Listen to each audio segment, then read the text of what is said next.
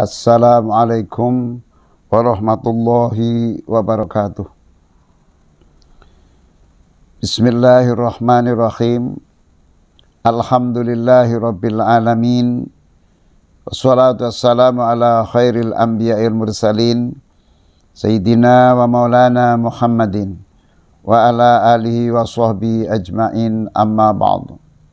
Qalu subhanaka la ilma lana illa ma 'allamtana innaka antal alimul hakim. Rabbi shrah li sadri wa yassir li amri wahlul 'uqdatam min lisani yafqahu qawli. Shadaqallahul azim. Pemirsa Majelis Taklim Subhanul Ahbar yang dimuliakan Allah Subhanahu wa taala. Alhamdulillah bahwa pada kesempatan ini kita masih diberikan nikmat sehat walafiat sehingga bisa menyampaikan sedikit tentang bagian dari pintu-pintu kebaikan, yaitu husnudzon billah, berbaik sangka kepada Allah Subhanahu wa taala. Manusia dalam menjalankan kehidupannya menuju perjalanan akhiratnya butuh dengan ketenangan, ketenteraman, dan keyakinan. Satu di antaranya pintu ketenangan dan ketenteraman, bahkan menjadi pangkal harapan sebagai penguat keyakinan adalah berbaik sangka kepada Allah Subhanahu wa taala. Maka pernah dipesankan oleh seorang ulama yang bernama Umar bin Muhammad Jam'an rahimahullah ta'ala, berpesan kepada seorang muridnya, usika bihusni dhani billah fi jami'il ahwali wal awqat, yang artinya aku pesan kepadamu untuk berbaik sangka kepada Allah Subhanahu wa taala di dalam segala keadaan dan waktu.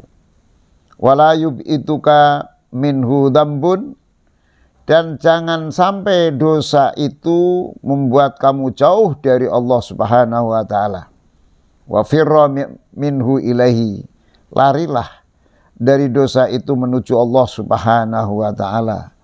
Fa innahu rahimun wadud, karena sungguhnya Allah Subhanahu wa taala Maha penyayang dan Maha pengasih, Maha mencintai hamba-hambanya. Di dalam hadis qudsi Allah Subhanahu wa taala berfirman, ana inda dhanni abdi bi, in dhanna khairan falahu wa in dhanna syarran falahu. Rawahu Ibnu Hibban fi sahihihi. Yang artinya Allah Subhanahu wa taala berfirman, aku ada pada sangkaan hambaku. Jika ia menyangka baik, maka dia mendapatkan kebaikan.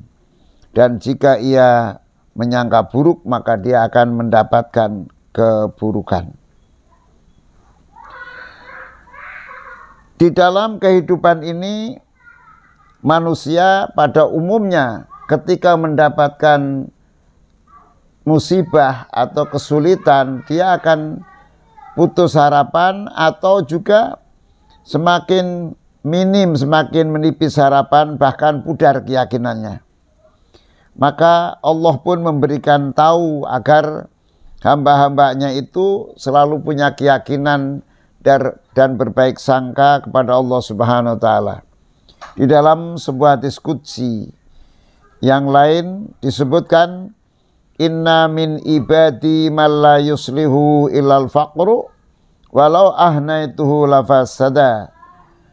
Di antara hambaku ada orang yang tidak menjadi bagus imannya kecuali dia fakir. Seandainya aku bikin dia kaya, maka imannya rusak. Dan ada di antara hambaku, wa inna min ibadi ma la yuslihu ilal ghaniyu walau afqartuhu lafasada. Di antara hambaku ada orang yang imannya menjadi baik ketika dia kaya. Ketika aku bikin fakir, maka imannya rusak.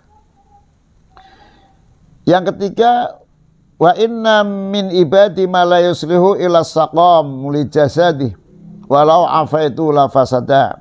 Di antara hambaku ada orang yang imannya tidak menjadi baik kecuali dia jasadnya sakit atau tubuhnya sakit. Seandainya aku bikin dia sehat, maka dia rusak imannya. Dia jauh dari Allah. Dan yang keempat, di antara hambaku, wa inna min ibadi ma yuslihu ilal afiyatu walau asqamtuhu la fasada. Di antara hambaku ada orang yang imannya akan menjadi baik kecuali dengan sehat wal afiyah. Seandainya aku bikin penyakit, maka dia imannya akan rusak. Ini adalah gambaran atau penjelasan petunjuk dari Allah Subhanahu wa taala tentang keadaan manusia yang punya sifat kurang, sifat dhaif. Fakta Allah fardhu bima yajril qada, fardhu bi qadaillah wa khairatihi lak fa inna fihi ridha wa raha wassalamah. Maka terimalah, maka puaslah dengan ketentuan Allah, keputusan Allah dan kebaikan Allah yang diberikan kepadamu, karena di dalam qada Allah itu ada ridha Allah, ada ketenangan dan juga ada keselamatan. Para pemirsa yang dimuliakan Allah Subhanahu wa taala, orang yang menjadi baik ketika dia fakir dan seandainya dijadikan kaya itu rusak. Allah sebutkan di dalam Al-Quran, wa minan nasi wa idza an'amna 'alal insani a'rada wa na'a bi janibihi wa idza masau syarru dzu du'ain arid. Surah Fussilat ayat 51. Yang artinya, dan apabila kami kasih nikmat pada manusia, maka dia berpaling dari Allah, dia jauh dari Allah. Dia jauh dari Allah, dan manakala dia ditimpa penderitaan, maka doanya panjang lebar. Inilah ketika susah dia mendekat Allah, berdoa kepada Allah, tapi ketika dia mendapatkan kekayaan, kenikmatan, harta dan lainnya, dia justru lupa kepada Allah. Itu adalah tingkat keadaan yang pertama. Akan tapi ada sebaliknya. Dia imannya akan menjadi baik ketika dia kaya dan akan rusak ketika dia diuji dengan kefakiran. Seperti contoh di dalam surah Bani Israel ayat 83. Di dalam surah Al-Hajj ayat 11. Wa minan nasi ma ya'budullaha ala harfin wa in aswabahu khairun itma'ana bihi wa in aswabahu fitnatun inqalaba ala wajhi khasirat dunya wal akhirah dzalikal huwal husranul mubin. Di antara manusia ada yang menyembah Allah di tepi jurang keyakinan, di penghujung keyakinan, artinya dengan penuh keraguan. Jika dia mendapatkan kebaikan, dia stabil. Mendapatkan kekayaan, kecukupan harta, dia stabil.